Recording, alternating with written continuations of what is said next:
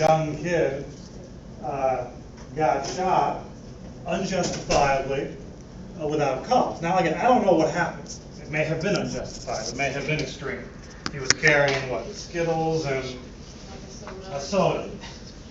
But I've read other accounts where there's some evidence that there was a struggle, that there was a fight, that Martin jumped on top of him and rammed his head into the cement.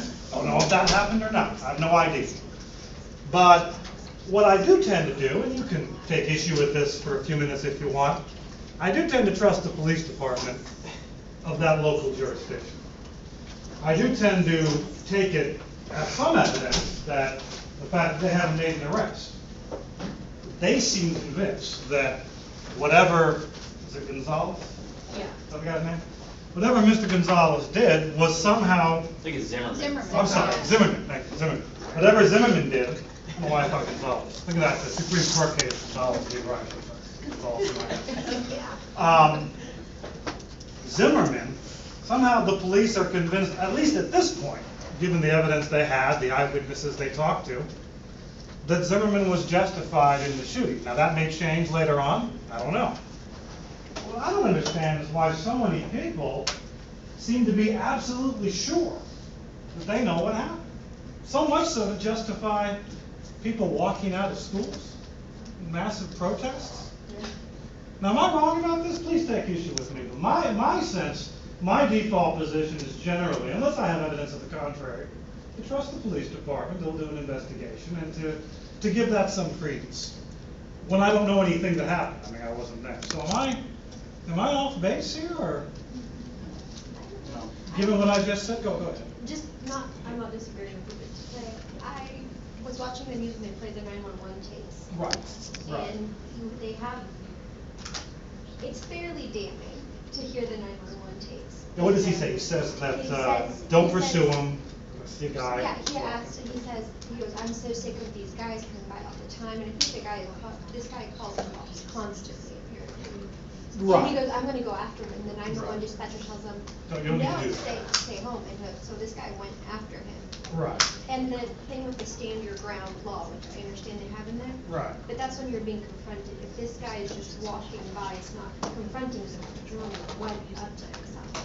Now the story Zimmerman tells is that after the call, he didn't go after him, and then he went back to his car, and then Martin approached him, and they had the confrontation at that point. See, that sounds is what he said. Now that may be lying. Though, because Yeah. he could have just went out to his car, or went out to his car and started talking to that kid, Right. confronting him, starting problems, saying that he Very just possible. went to his car. And I think the complaint was also that there was not adequate police investigation of it, that they just took it at kind of, I don't think there was a very big investigation if there was anything with the Zimmerman, like they just had to go with it. And then there was no, I didn't see it, please someone tell me if they saw something. I never saw the police department release any statement saying like, it's under investigation, and at this point there's not sufficient evidence to say anything. They hired an they external, they hired another independent or a group or something like that to do an investigation. So there's still a forthcoming. Yeah, another investigation, a separate investigation, but they didn't do any field sobriety tests or anything like that, which they should have done. Okay. And there was a lot. Some question as to their, now, do we think they're just racist, or the police themselves? Yeah, or why would they? Why are they not interested? My question in doing a full investigation. Well, I think they are doing it for them. Okay, they are. But Okay. now, I feel like they're doing it now after The public pressure, perhaps. Okay. Well, it's interesting what happens. I was. It was an interesting story, so we'll see. Wasn't there more added to it, talking about he was caught with drugs or something? Martin or Zimmerman? Martin. Martin had like an empty marijuana bag of some kind, right? Yeah. He had marijuana in his system, but they didn't run a drug test on him. Okay. So yeah, I think so there's some evidence that he may have been on drugs. He was visiting. I guess he was in a gated community. He was visiting a relative, father-in-law, I think it turned out to be. So anyway, I'm not happy, obviously, that someone dies. It's not good. But the response to it, and the media response, is always interesting. I'm not after any particular side. I've got no idea what happened. So I was reading recently the If you want to read this, please feel free. This is, it's a little long, but if you're interested in reading this, this is the, I can send it to you. I did not post it. This is the 2,409-page Patient Protection Act, the Obamacare Act. Here it is. I've been leafing through it, but I have not read the whole thing or really much of it all. But I've read parts of it. But here is the, I actually have the PDF of the law, so you can go through it. It's long though. It's a little lengthy. What I want to spend my time doing today, I'm waiting eagerly. The Supreme Court, I believe, I think they started at 10 Eastern, so I believe about 40 minutes ago they ended today's session. Yesterday I went to my favorite sushi restaurant, had my little headphones on, listening to the day one oral arguments. Not a great way to get women, of course, if you're in a restaurant with your headphones on. The little Supreme Court case book, but that's fine.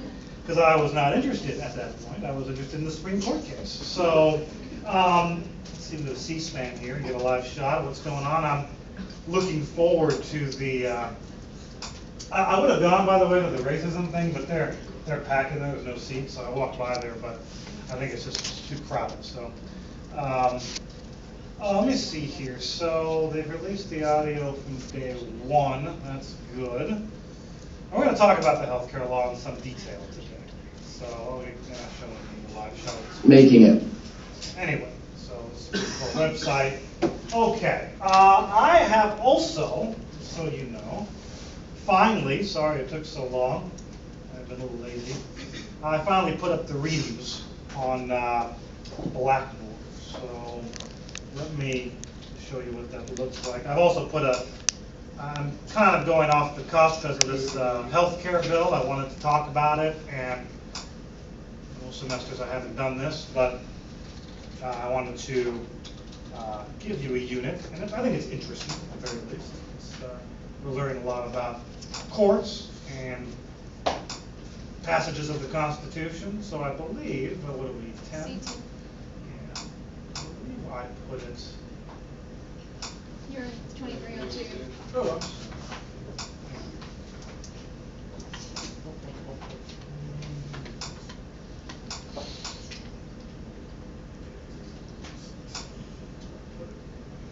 There is we're a little behind, but there are the readings from 9 to 11. Now, I've given you most of these readings already, so you don't have to print them out if you already have them. And in fact, I'm going to give you the first few pages of it just because we're going to talk about this today. But if you, for whatever reason, lose a copy or you want to have them online, there they are. So this is about 40 pages. Most of this is the big, thick packet I gave you. So we're going to talk about several passages of the Constitution today, and we're going to talk about just all about the healthcare law. So I want you to become somewhat expert in the healthcare law that we're talking about.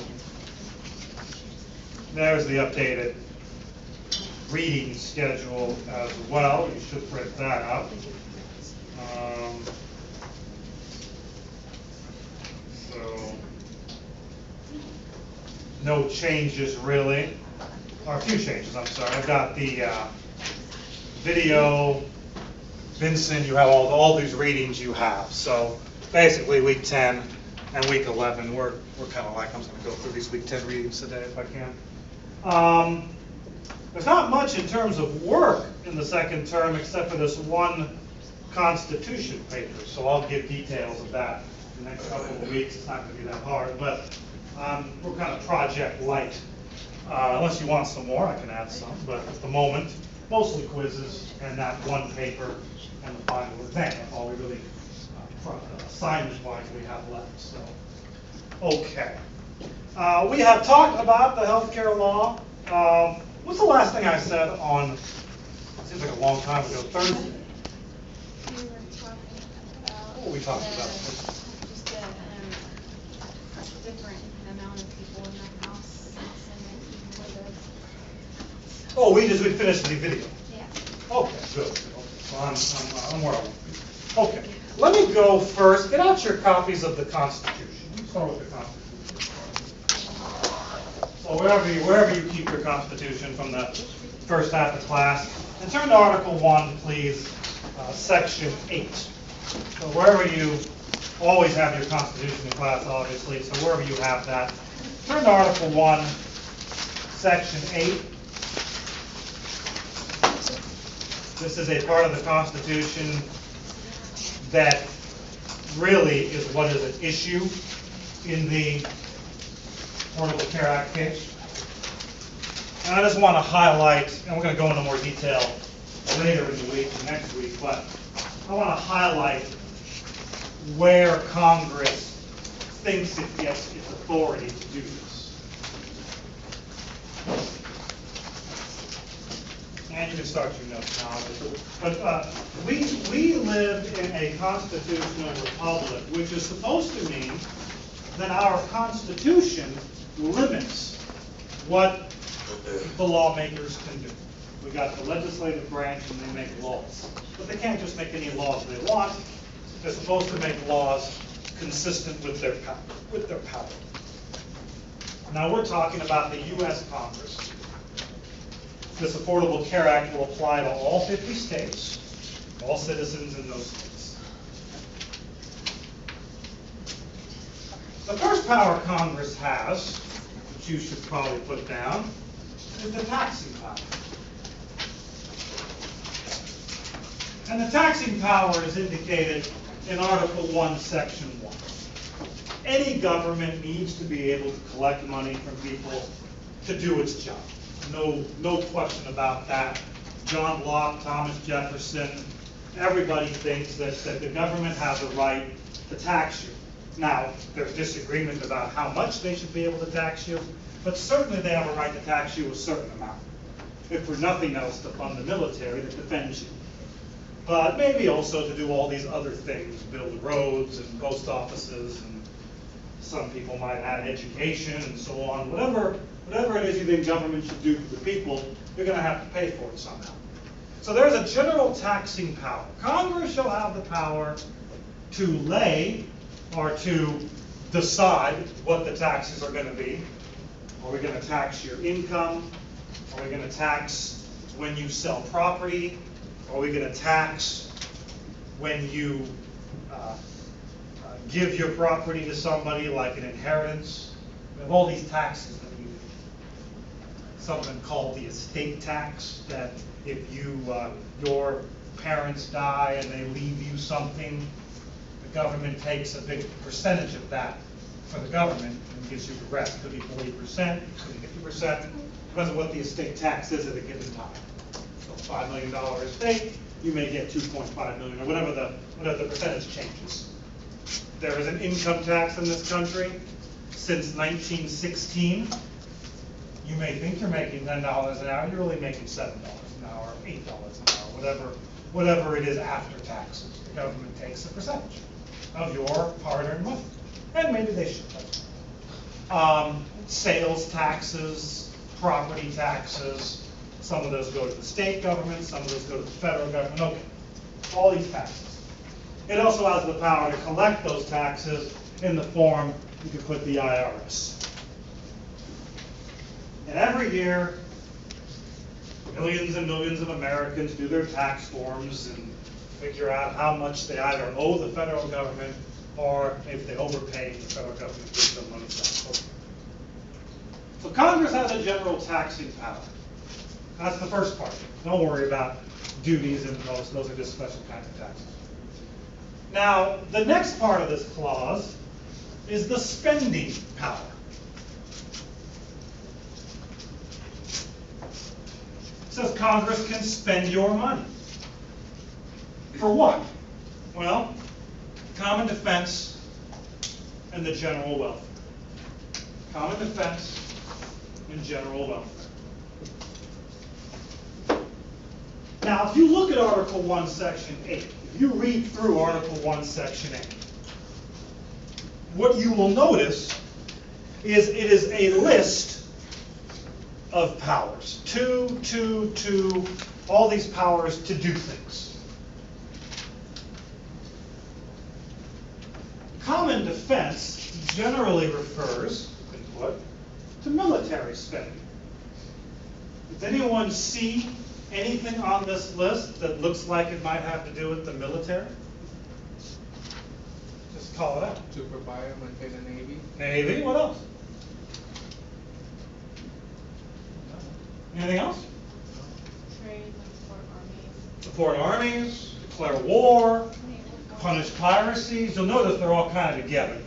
Really, if you were to number these, 10 through 16 would be the military ones. And that's fine.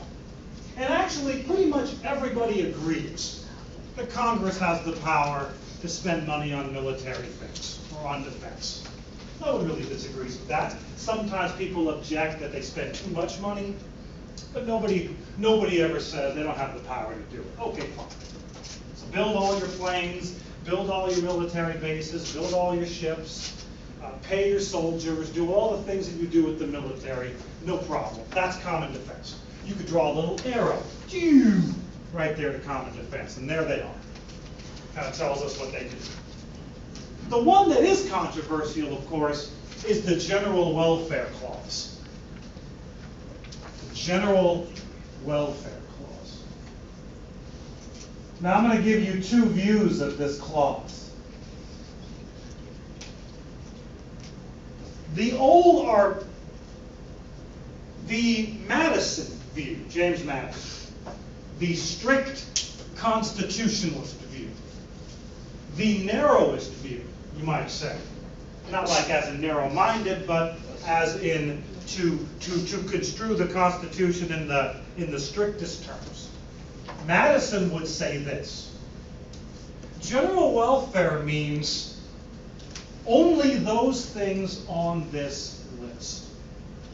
It's limited by these different things. Regulate commerce, have immigration rules, that's what rule of naturalization is, so you're going to have to build an immigration department and pay immigration officials and have those forms and all the things that go into our immigration policy. Coin money, that's certainly got to build those big presses and you have to circulate the money, all the costs. You have to investigate people who counterfeit. Do you guys know which department in the government investigates counterfeiting? What they're called? You've heard of them. They're the same group that protects the president. CIA. Is that the second one? Secret Service. We all know they protect the president. The other part of the job, what they spend a lot of the time doing is just counterfeiting. They work with the Treasury Department. Okay. Building post offices and post roads, which might also justify the interstate system. You know, Highway 10, 20, 30, 40, goes all the way across the country. The 5, 15, 25, 35, they go down north-south. Pretty cool.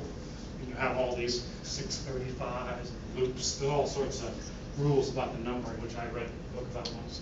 I'm a nerd, but it's pretty cool, all these special numbering. So the Madison view, again, limits what Congress can do by these specific things, really from like number 3 all the way down to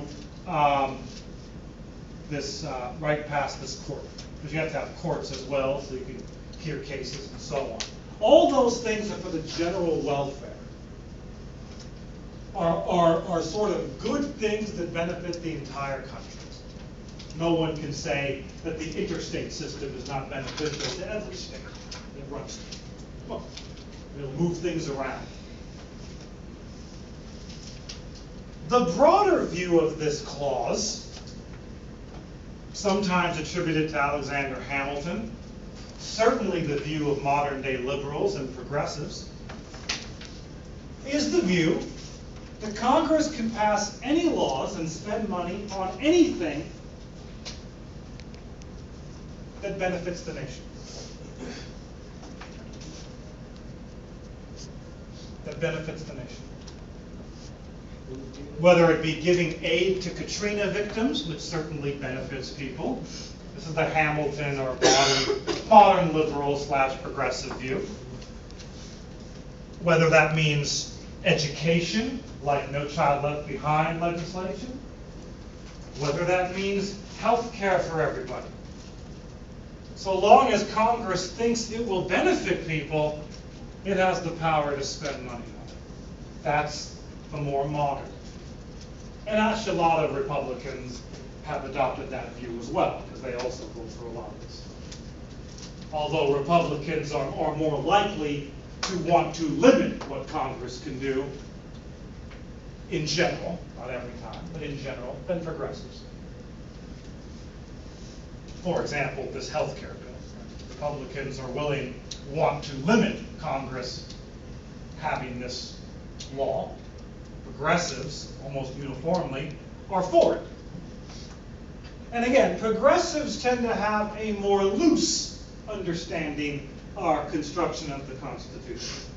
They do not like being told that the Constitution doesn't allow them to do something they think needs to be done. They don't like that. Constitutionalists, the more strict interpreters, do want government to be limited. And if it turns out that the U.S. Congress isn't authorized to do something, then you leave that to the state governments. So no conservative is going to say that there shouldn't be government schools, or very few will say that. They'll just say that Texas should run the school system, not the federal government. And in large part Texas does, but the federal government has passed some legislation over the years to sort of interfere. And the government thinks they're doing a good thing. So again, I want you to get those two things in your mind. The taxing power, the spending power, and we also see a clause here to regulate commerce. Now, to regulate means to make laws about. So I want you to keep, spending money and making laws. There are three things that Congress does. Raising money, number two. Spending money. Number three, making laws. And generally when I say making laws, I mean, making certain things illegal to do or illegal to possess. Sometimes forcing you to do things. Making laws. Now generally it's accepted that Congress can pretty much raise money kind of any way they want. There's a general taxing power. If they want to charge the rich 70% of their income, they can do that. Or if they want to make it the same percentage for everybody, they can do that. They get to decide what the taxes are going to be. But there is disagreement on what they get to spend the money on. Oh, they also raise money, by the way, in borrowing money.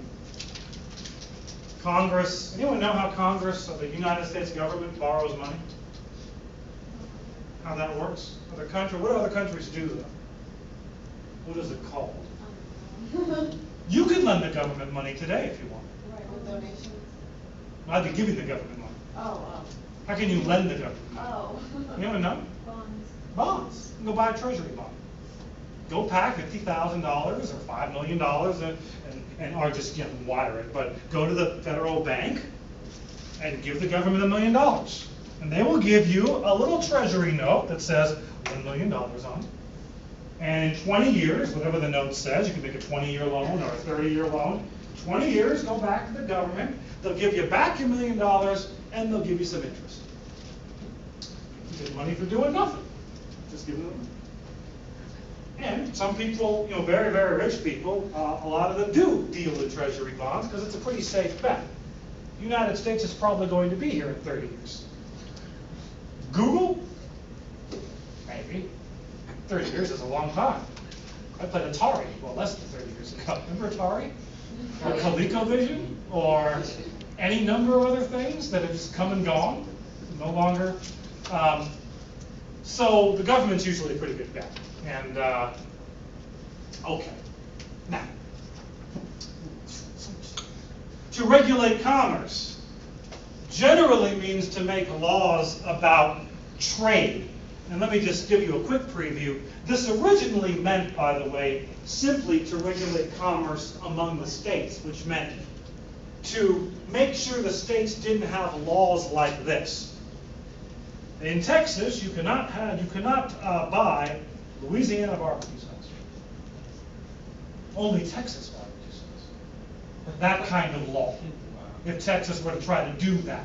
That's what it was for. It was to make sure states didn't have these sort of protectionist policies, because that might lead to conflict. And the Congress wanted the entire country to be able to get and obtain goods from around the whole country. So that's what it originally meant. Simply regulating trade between the states. What does it mean today? Congress can make laws about anything it wants having to do with the economy. Since almost everything you do has to do with the economy, Congress pretty much can make laws, or thinks it can make laws, on whatever it wants. Which is one of the reasons Congress thinks it can tell you, you have to buy health insurance. It thinks that that's justified, not only under the spending power, but under the regulation of Congress. Okay. That's just a quick preview. We'll go read commentary on the Commerce Clause, and I'm just giving you an overview. Finally, the other passage you should just start thinking about is this one here. To make all laws which shall be necessary and proper to bring into execution the foregoing powers. Necessary and proper. As Congress has to do these things on this list, it can also make laws that are related. For example, if you have, if you're building post roads, I don't know, maybe you have to buy cement as well. And you have to buy cement in order to build the roads. They have the power to build the roads, so they have the power to buy the cement. Or any of the other things you can think of that would go into these powers. Necessary and proper. Now, just to tell you, the constitutionalists, the strict constitutionalists you should write down, think these are actual pretty strict limitations. And think that if Congress cannot justify what it's doing under these limitations, then either, remember there are Congress, the states, or citizens. These are pretty much the three groups of people that can do things. They can build things, they can make things, and so on. If Congress can't do it, you could say the states can do it, and even sometimes you may just want citizens to do it. You want private business to handle that. Do you want health care administered by the U.S. government? Do you want it administered by the states? Or do you just want to leave it to the private market? Or do you want it somewhere in between? Have a mixture on this. iPads and iPods tend to be sold and regulated by private business. Not, but electricity tends to be done by some private citizens, but also in concert with the states and the cities as well, heavily regulated. So, something to think about, okay? Progressives and liberals generally see these as obstacles to be overcome. They don't, some progressives have referred to the Constitution as a straitjacket. It doesn't let us do the things we need to do. So a lot of times they'll either ignore the Constitution or they'll simply try to interpret, and the courts have accepted this to a certain degree, interpret these as widely as possible. That's what they're trying to do. So what you're going to hear if you go to the sushi place where I'm going and listen to day 2 of the Supreme Court hearings, is you're going to hear them debating about these clauses of the Constitution and what they mean. The government is going to argue that it is within their power to spend money to do this healthcare thing. that is within their power under the regulation of commerce to require people to buy health insurance, and that this is among the necessary and proper things they can do. The petitioners are going to argue, no, violates the spending clause, violates the commerce clause, violates the necessary and proper clause. Congress does not have this power. Doesn't mean that they think that no one should have this power. Maybe they think the state should administer this. Certainly Massachusetts has a health plan. Doesn't violate the U.S. Constitution in any way.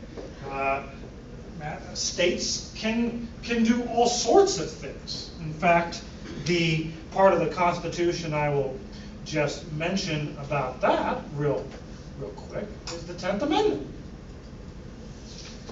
which I think I have mentioned before, but I'll mention it.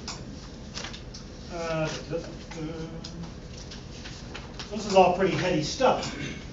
But the 10th Amendment pretty much says that if the power is not delegated or given to the United States by the Constitution, Article 1, Section 8, then it's reserved to the states or to the people. To the states or private citizens can do it. Nothing prevents Apple from making a MacBook and selling it to people. That's Now, whether the government can get into the computer business and start making computers and selling them to people, I don't know if government has that power. Some people would say they don't have that. They can't do that any more than they should be able to run a car company. So government cars or something. Imagine. They are allowed to sell postage stamps, but they have the power right there, post offices and post roads. So I understand that. That makes perfect sense to me. But we don't have any government restaurants, do we? Not really. I mean, there's cafeterias in federal buildings, that's fine, but, Okay. Any questions? Yeah. Wouldn't another argument for the people opposed to the bill be something having to do with general police powers? Or wouldn't that fall under that as well? Yeah. The government's going to argue that they have general police powers, meaning broad regulation authority. Generally, cities have general police powers. Cities and counties and states. States can make almost typically any laws, there was a time, any laws they want. Or can spend money on really anything they want. If the state wanted to give out scholarships for people to get educated. The state of Texas can do that. Whether the government can do that, I'm not sure. The U.S. Congress can do that. I'm not sure if they can do that. That's the question. So, general police powers is just a term that's used to describe really complete authority as opposed to being limited by the Constitution. Does that make sense? Mm-hmm. Yeah. Okay. And this is a big difference, by the way. Now, look. I'm sure there are some progressives in here that think, look, if it needs to get done, if society really needs this, who cares what the Constitution says? Just get it done. Some of you may think that. I'm not gonna. I mean, that view has some legitimacy. I could accept. Now, we could try to pass some amendments. We could add health care to Article 1, Section 8. Have passed a constitutional amendment, add to the list. That's the road that might be better, but maybe that's too onerous. That would take too long. Probably wouldn't pass anyway. It's tough to pass a constitutional amendment. You need 2/3 of the legislature plus 3/4 of the states. That's not easy to do. So that's what we're talking about. Now, in the healthcare case, there are 4 issues that they're talking about. Number 1, the AIA, the Anti-Injunction Act. This is what they talked about yesterday. If you've been watching the news, you probably have heard something. Anyone know what the Anti-Injunction Act is, or what this issue is? If you read the summary, what is this? What is the argument being made here? It can go to court about it already if it hasn't even been in effect yet. Correct. That no one has been forced to buy insurance yet. This doesn't happen until 2014. No one has been fined. No one has had to pay a cent for private health insurance that they don't want to. The Anti-Injunction Act is a law passed in 1867 that generally prevents people from suing the government for a tax policy that hasn't been collected yet. You generally have to wait. If you're a law student, you have to wait till the case is ripe. It's not ripe yet. Someone has to have been injured. No one's been injured. No one has been forced to give over money for health insurance they didn't want to buy. Or no one has been forced to pay the tax penalty that the IRS is going to invoke. It's a fairly technical law. You know, yesterday's fun for Supreme Court nerdy people like myself, but it's not where all the excitement is. But that's what that is. It's the Anti-Injunction Act. Okay, let's move on. Number 2, of course, is the individual mandates. Talking about that, we'll get into the arguments for that a little later. Number 3 is the Medicaid expansion. Just real quick, Medicaid is an insurance or a healthcare program for poor, generally for lower income people, some disabled people, some seniors, but generally low income. You should note that it's paid for by the states and the federal government. It's a jointly funded. Texas pays some. The federal government usually pays like $3 to $4 for every $1 the state puts in. So it's a way for the states to bring in money. If the states decide not, so what the federal government rewards the states for having this program for lower income people by giving them money. If the state doesn't want to do Medicaid, and they don't have to, they would lose all that funding. And this is sometimes what the federal government does. They'll offer to give you a bunch of money, but then you have to do things their way. And if you don't, they'll take that money away. And you get used to having that money, and sometimes then the government will throw on some more regulations later that they didn't have before. And this is what's going on with this Medicaid expansion. What the Obamacare bill does is it says that whatever the poverty line is, and right now, for example, you are considered to be in poverty if you are one person in your household making less than $14,000. I wrote this down somewhere. If you're 2 people, it's like $18,000. 3 people, like $22,000. There's a way to qualify for the poverty. Okay.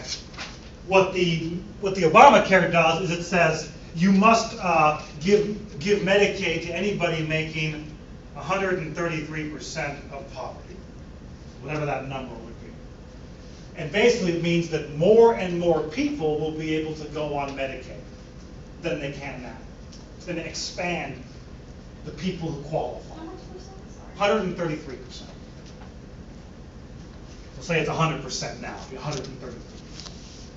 Well, some states who are in budget crises do not want to add people because that means more people will be taking advantage of the program. I mean, not in a bad way, just will be entering the program and they'll have to spend more. Now, they'll get some money from the government, but they'll also have to spend money themselves, and some states don't want to do that. So this is an issue really of states' rights, and it's the states that have the biggest problem with this Medicaid expansion. And number 4, severability. Can we strike down the individual mandate and keep the rest of the law? Well, the problem with that is there's something in the law, the problem the objectors say, called guaranteed issue. And guaranteed issue means, I misspelled that, N, yeah. Guaranteed issue. Right now, to a great extent, insurance companies can do business with whomever they want to. And sometimes you'll go to the insurance company and you'll want to get coverage and they say no, because you may have some pre-existing condition. You may be of such health that all you're going to do is cost them money. if they charge you the regular premium. Health insurance companies make money only when people pay more per month for their premium, say it's $500, than they spend during the year. So if I spend $500, if I am the insurance executive and you're my customer, you give me $500 a month, how much is that a year? Mental math. $6,000. Now, so long as you don't go out and get hurt and go to the hospital and cost the company more than $6,000, we've made money on it. We hope you're going to be healthy. And maybe I'll insure all of you.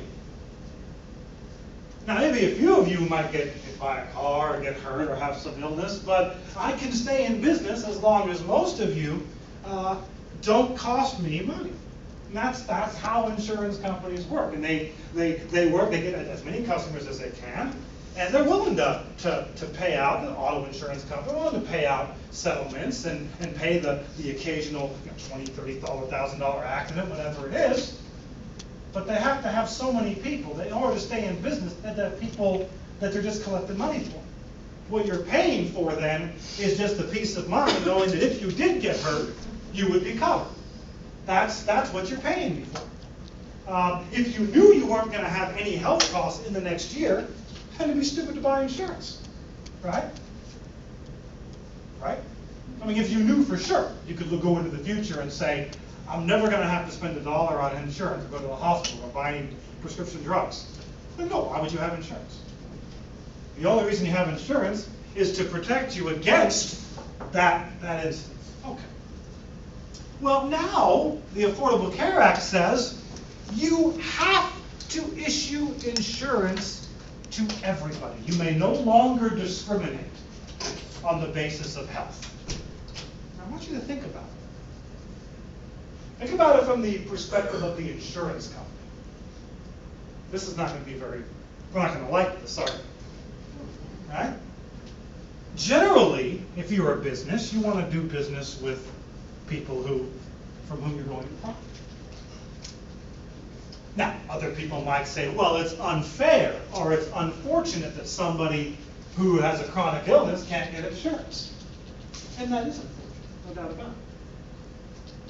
Is the answer to make insurance companies cover them? Or might there be some other answer? The government could pay for the care. Let's talk about that.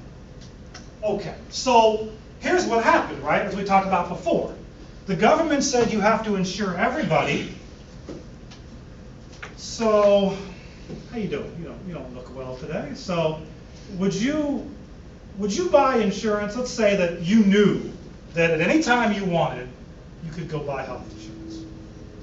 Would you go buy health insurance today? You would buy it today? What if it was like $400 a month? No. Now, God forbid, next week you find out that you have diabetes. Would you go buy health insurance now? Yeah, because it turns out that if you try to pay for you calculate how much it's going to cost you to just pay for yourself all the medication and doctor's visits, and you realize it's going to cost you $1,000 a month. I'm just making these numbers up. I have no idea what diabetes costs, but let's just say, well, now at $400 a month, looking pretty good now.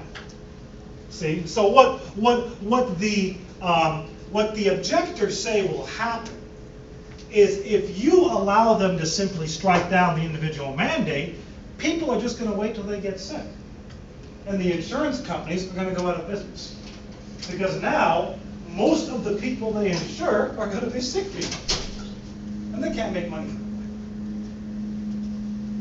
So, what some people say is, look, the insurance companies, if you're going to make them insure everybody, they want the individual mandate. They want as many healthy people as possible to be forced to buy insurance, especially those young, healthy people between 27 and older years. That's where they're going to be bringing in money. Because if up through 26, you could stay on your parents' insurance. But after 26, you have all these young, fit 30-year-olds that will normally, if they don't have a job that gives them insurance, a lot of young people don't even buy insurance. It's not part of the budget because they're young, they're healthy. When was the last time you were in the hospital? You know, you may not think it's that important to get. You may just, and a lot of young people think this way, especially before they get that job that gets them health insurance. A lot of people walk around without insurance, not because they can't afford it, because they don't think it's cost effective. Okay. Question? Yeah. Please. I don't know, I've never had to buy health insurance, so this may sound dumb, but whenever you buy health insurance, there's not like, you're not like in contract or anything for like, you have to pay, it's just month to month, right? Typically, and until you're off, yeah. So then why don't they, if they kill the individual mandate, but, like if you do, like if they do kill that, why don't they make it like a contract where they have phones, like, you know, say if you do, you know, have a pre-existing condition, like when you get health care, you have to stay on it for at least 2 years. Yeah, So they they could do that. Wouldn't that be, It would depend though, I mean, again, for the insurance company, what you're paying per month still has to be more than you're spending. yeah, If you have some chronic illness that's costing them prescription drugs and doctor visits, it's unlikely they're gonna make a lot of money from it. Their concern still would be people would still wait until they knew they were gonna have to have constant care. And only the chronically ill typically know that, unless you get in an accident of some kind. And that's the concern. But we can make, now you could have a waiting period, there are other things that they do now, waiting periods, and so on. But this individual mandate is key. So some say if you strike this down, you gotta strike down the whole law. Others think that you can leave it in, and so on. So that's what this case is about. This case is key, by the way. Now what I want to do is I want to read just a little bit of some of these more specific arguments. Let's go to the, I want you to be really expert in this. And if you have a chance, listen to this is a lot more interesting. Like I've given the lecture today. If you go, if you go later and just tune in to the individual mandate, you will recognize parts of this discussion already, given what we've talked about. And I love the Supreme Court. It's so much fun because you know what happens, right? Is you've got the you got this big oval elevated thing where the justices they all sit up high, and you got your tables here, and you got your petitioner and your respondent, and then someone goes up to the little podium and will talk, and these lawyers here are the best lawyers in the world. I mean, only very few lawyers even have the even are able to get a special credential to even speak before the Supreme Court. You've got to get special position permissions. Not anybody can go do that. And what happens is they'll be making their case and talking, and then the judges will simply just interrupt them over and over again while they're talking, asking them questions and prodding them, sometimes being dickish. You know, I mean, these judges are 9 of the smartest, they're all former lawyers, 9 of the smartest people in the world, and here they are asking you questions right there, you're on your feet, you've only got a certain amount of time, and it is fun to listen to. And I mean, now these guys are so good that they are able to, I mean, withstand that kind of pressure, but it's incredible. One of the things I do during the year is I do moot court, where I get to go be a moot court judge. And I get to be a judge during these mock constitutional things. And I'll tell you, I get to be the biggest dick for like an hour and a half. These poor, you know, the type I'm talking about, the like wannabe lawyer types, and the real outstanding, come in their fancy black and blue suits and their fancy shoes, and they think they just dominate the world. And maybe they usually do among their peers. They get in front of me though. I have so much fun, just trying to make them feel stupid, or asking them questions, correcting their grammar, whatever I feel like. Because judges can do anything they want, and some judges, I'm among the more dickish, but some judges, I mean, it's just, hey, what you want to do is you want to sort of put pressure on them and sort of see what they really think. You know, ask them about particular clauses, see if they're prepared.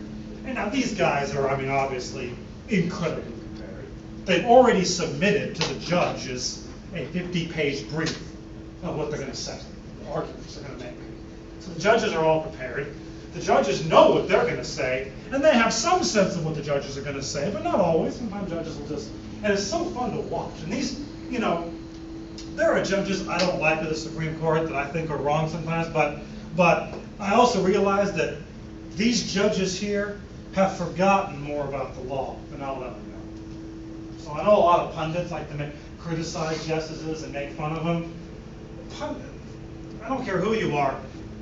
If you're a conservative, the most liberal justice knows so much more than you do about the law. And if you're a liberal, I mean, these guys are so just, it's like when I hear people, you know, criticizing NBA basketball players doing, oh, that guy sucks, he's not very good. You know how good the worst basketball player in the league is? Just how good he is? I have a good game against that competition, but these guys are on such a high level, and if you listen to them, and you get to hear them ask questions, it's fun. So I'm a bit of a nerd this way, but take maybe 15, 20 minutes if you want, and just tune in and listen to the discussion. It's fascinating. Anyway, that's what's happening. It just ended actually, so I'm gonna put it up in the next hour or so. So you talked about Medicaid expansion, but what about the tax? So the tax versus penalty issue, if it's a tax, the government's going to argue that they have the general power to tax whatever they want. What the argument is, though, by the objectors is it's a penalty. You're penalizing people for not buying this product. You're not just taxing them, you're penalizing them. It's like a penalty. It's like you've done something wrong or you've broken the law in some way. And how can not buying something be simply against the law? We make people, we tell people they can't buy certain things. You can't buy heroin, cocaine, or chemical weapons. But this is the first time in history the government has ever said, the US government has ever said, you have to buy this product from a private party. No, you're not buying it from the government. You're buying it from Blue Cross or Blue Shield or Kaiser Permanente or whomever. You're buying it from a private company. You have to buy it. If you don't, you will be penalized. About $1,000 a year, maybe a little less. Now what you might do is, what I would do if I were uninsured, is I might calculate how much insurance would cost me for the year versus how much the penalty is. And I might just pay the penalty. Now I wouldn't have insurance that year, but if I were, you know, a young invincible, I wouldn't have to worry about it. Right? Maybe ask yourself, how much did you spend on healthcare last year? How much money did you pay for prescription drugs or hospital visits or doctor's appointments? Now, if you're anything like me, when I was your age, most of you, not very much, right? You can't look at it like that, though. Right, well, yeah, that's the question. People who do, then they Cancer get, doesn't discriminate. yeah, then they get caught, right? They get in a car accident but I mean, odds are you're going to be healthy for the year. But again, yeah, so, and if you have limited money, you might have to make that kind of bet. And that's what people sometimes have to do. Well, you're right. I mean, that's a dangerous way to live, too. I'm lucky I have health insurance that's just paid for by Texas, so I don't have to worry about it. But not everyone has a government job, so, and that's okay. So anyway, this is fascinating stuff. All right. Go to, I know what I want to talk about. Go to the Thomson Reuters summary. This is the hand that I gave you today. It's kind of written in small text. Sorry about that. Just to give you a sense of what they're specifically doing. You should know these arguments pretty well.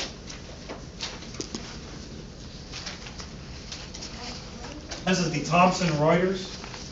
Is this in your handout that I gave you? Not today. Not the one I gave out today? Oh, Thursday. I'm sorry. Is it on there? Maybe. No, it's not. I'm sorry. Well, I'll forget I said that. My fault. Let me just tell you what it says. So let me just read you, and you can take notes on this. What's going on today? What's going on today?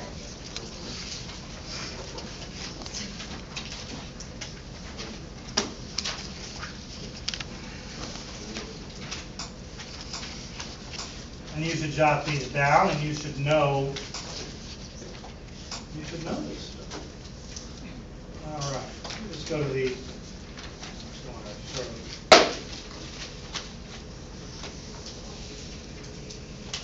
there are two cases that are being ruled on. You should know the name of the cases. This is from Wikipedia, but they're the names of the cases for it. National Federation of Independent Business, or the NFIB, versus Sibelius. The NFIB versus Sibelius. The way to think of this is that there are two groups of people suing the government. One group is private citizens. These guys. And that's this NFIB case. Okay? Private citizens. Because generally private citizens make up a business, right? And the other group of people that's suing the government are the states. And that's represented by the Florida case. Florida versus HHS. The Department, you should know, of Health and Human Services. Now, Sibelius is the secretary of the Department of Health and Human Services, so they're both versus HHS. Why they confuse people by that. Sibelius is the secretary of the Health and Human Services Department. So you've got citizens against HHS, which is a part of the federal government, who works for President Obama, and you've got the states against HHS. Okay? And those are the two cases that have been merged into this one big case. These cases started, like all cases do, in the district courts. Okay? So generally how it works is you have a district court case. We should draw this out. It goes up to the appeals court, and then it goes to the Supreme Court. Okay?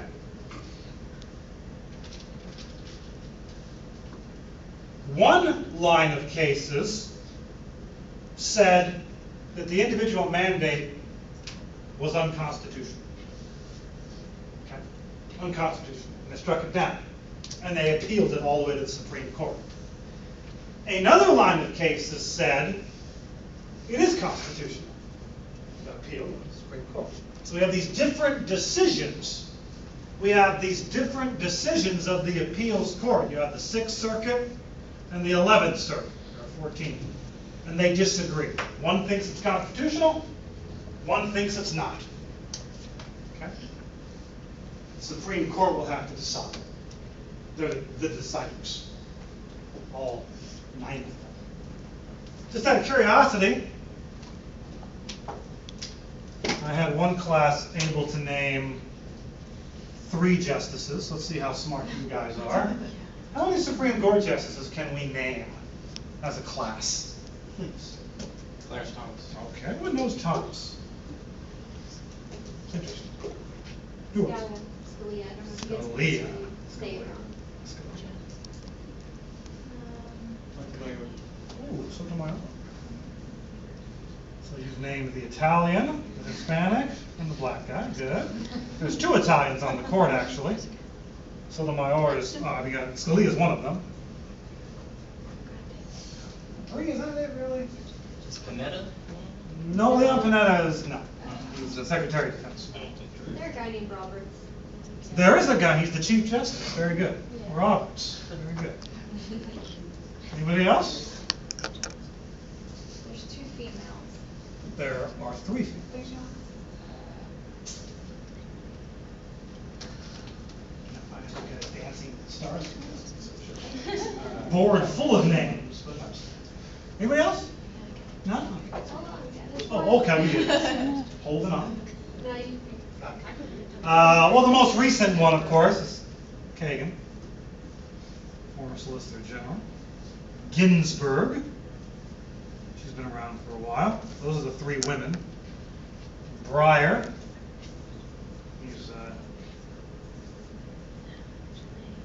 Alito. They're Italian. And Kennedy, no relation, I don't think, to the family. Conservatives, generally, are going to have a more strict interpretation of the Constitution. They're going to be a more limiting document. In general, not always. Progressives, liberals, there they are. These two were nominated by President Obama. Ginsburg was by Clinton. I believe Breyer was by Clinton as well. Republican presidents have nominated all these guys. And then Anthony Kennedy, who is the wild card. Don't know what he's going to do. Sometimes he votes with the liberals, sometimes with the conservatives. It just depends. And then those are general statements. Doesn't mean they're always in agreement. There are different cases, but just in general. So there's your Supreme Court. You should know those names. I write those down for me. But you should know those on the Supreme Court. It's pretty important for people. Okay? I mean, look at the things they get to decide. Texas passed a law at one time that said interracial marriage was against the law. These are the guys. The Supreme Court justices, not these particular people, but Supreme Court is the one that struck that law down. Any pro-choicers in here who are thinking women should have a right to get an abortion? It's these guys that decide that kind of question. These guys. So all of the rights and liberties that we enjoy, many of them at the end of the day get enforced by the Supreme Court. Incredibly important institution. Okay? And you can just go freedom of speech, unreasonable search and seizure. There's cases down the line at the Supreme Court that deal with all of these issues. So incredibly important. I don't know why more Americans don't concern themselves with this stuff. But this is incredibly important. This literally can govern the way you're allowed to live at the end of the day. Congress can pass laws, and that's very important, but the law has to pass the Supreme Court at some point if it's controversial enough to begin. You saw how tough it was to pass these laws and all that work they did. Well, in June, when they come down with their decision, they could strike it all down. They could. They could decide that it's unconstitutional, and they could strike it down. There will be no more Obama. Or they could uphold it. And then that's the end of the conversation. It's past the Supreme Court. Live with it. See? So incredible. I'm trying to be enthusiastic. I like the court, obviously. But anyway, okay. So those are the guys. So what are they discussing today? Number one. This is all for the 27th. Did Congress overstep its powers in adopting the individual mandate? Did they? Yes or no? Did they? That's the question. Did the Congress overstep their powers, these powers I was talking about before, in requiring people to buy health insurance? Now, I was reading through, I think I mentioned the document, Patient Protection Act, there it is, 20-some hundred pages. Did Congress overstep its authority? The section at issue you should know, I could make you read now. I would not do that to you. It is in section 15. 01 is where the mandate is. Let me bring up such a massive file. Seems to be a problem. No, it may be actually. I can get this elsewhere. I have to get this elsewhere. Sorry, section 1501. Sure, it's on here. I'm sorry, I thought it would be enough to download it. Yes, it's still.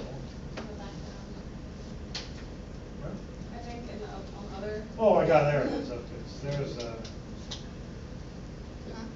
so there is on page 317, there's the requirement to maintain essential coverage. And I like the little cool script they have there, that's really nice. And here is the actual, in general, if an applicable individual fails to meet the requirements, they will hereby be imposed a penalty in the amount to be discussed later. There's that part of the law that everyone's talking about. I mean, 20-some hundred-page bill, but that clearly is important, and that's, you know, speaking of this, there's a YouTube video that I thought was interesting. A chance to take some cheap shots at the president, which I don't like to usually do, but, you know, make me feel better about myself, I guess. Where is it on it was on the mandate, my friend sent it to me. Oh, here it is. Now, again, I usually don't do this, but we might as well. During the campaign, President Obama was against the individual mandate. Hillary Clinton was for it, and they were arguing about it, so this is just amusing. Just play. It's a plan that... Oh, sorry. It's a plan that asks everyone to take responsibility for meeting this challenge. Everybody, including employers and individuals. If a mandate was the solution, we could try that to solve homelessness by mandating everybody buy a house. A system where every American bears responsibility for owning health insurance. What are you going to do about it? Are you going to fine them? Are you going to garnish their wages? Some of the reforms that we want for the insurance market are very hard to achieve unless we've got everybody covered. We don't want to put in a situation in which on the front end we are mandating them, we are forcing them to purchase insurance, and if the subsidies are inadequate, the burden is on them and they will be penalized. You can't control costs unless everyone is covered. Hillary Clinton's attacking, but what's she not telling you about her health care plan? It forces everyone to buy insurance, even if you can't afford it, and you pay a penalty if you don't. Well, you don't have an individual mandate, then what would everybody do? If the government does not force taxpayers to buy health care, that we will penalize them in some fashion. I disagree with that. We do have a philosophical difference. What do you think of that idea? Anyway, that was, but anyway, I mean, maybe he genuinely changed his mind and was convinced, or, I mean, sometimes you take a position because you want to distinguish yourself from your opponent, and so Hillary and Hillary had a disagreement. So anyway, everyone does this. Conservatives do it. Liberals do it. It's just fun. Anyway, but he's now on the side of the individual mandate for whatever reason. So, and again, you saw why he had to make that deal to get it, right? And Karen Agnani, I mean, that's the deal. I think if it were up to President Obama, the government would just pay for health insurance. It should be a public option. The government would just provide it like it provides free education and military. So I think that would be his preferred view, but you can't get that passed today. So this is sort of a halfway measure to try to do that. Anyway, side point. Moving back to, what was I talking about? Oh yeah, all right. Now, also what I forgot to mention, and I just reminded my employers will also, if you have I think more than 50 people, you will have to offer health insurance to your employees. Right now, employers don't have to do that. So not only does this mandate require individuals to buy insurance, it's going to also require that employers of a certain size, again, over 50, offer health insurance. Which means, of course, the employer will probably be paying part of that premium, like they always do. Some employers pay half of it, some employers pay it all, it just depends. But so again, and look, it comes down to this, and I can't stress this enough. It comes down to the question of liberty. Is it worth, right? is it worth taking away this liberty to get the results of what people having health care will look like? That's the question. You can just think about that question. Clearly, freedom is being curtailed to a certain degree because you're being forced to do something that you're free not to do right now. But as an entire country, we have to make a decision. Is it worth it? That's the question. Is it worth it? And that's a hard question. So I want you to just think about, tough question. Jeez, it's a tough question. Okay. I can't even read this, it's so small. Sorry.